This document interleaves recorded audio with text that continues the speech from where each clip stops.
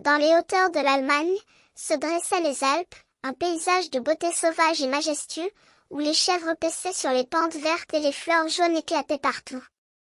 C'est là que vivait Heidi, une petite fille aux cheveux blonds et aux yeux bleus, élevée par sa tante dans un petit village. Mais un jour, sa tante décida de l'envoyer chez son grand-père, qui vivait seul dans une cabane isolée aux portes de ces magnifiques montagnes. Heidi était ravie de cette nouvelle aventure. Rapidement, elle se sentit à l'aise avec son grand-père, qui lui apprit à cueillir les fleurs et à jouer avec les chèvres. Elle devint une bonne amie avec Peter, un jeune berger aux yeux brillants, qui la guidait à travers les sentiers sinueux. Ensemble, ils parcouraient les collines, cueillant des fleurs et chantant des chansons.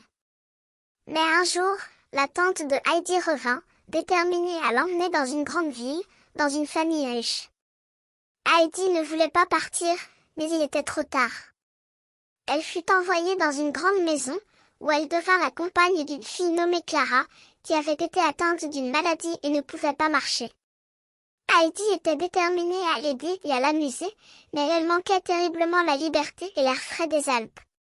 Pourtant, Heidi et Clara devinrent de bonnes amies, malgré les difficultés. Mais Clara, qui avait été confinée dans son lit pendant longtemps, avait oublié comment marcher.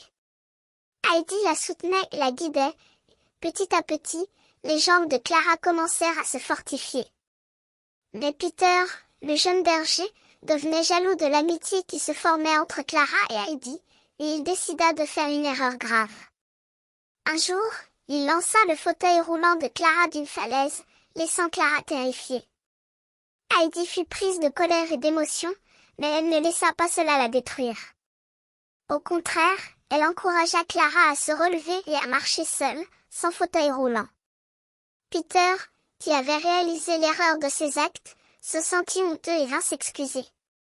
Ensemble, ils aidèrent Clara à marcher, et, petit à petit, elle regagna sa mobilité.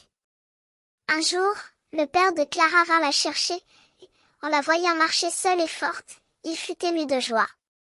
Clara courut vers lui, les yeux brillants, et l'embrassa. Heidi n'était qu'une petite fille, mais elle avait rendu les gens heureux avec son amour, sa générosité et sa détermination.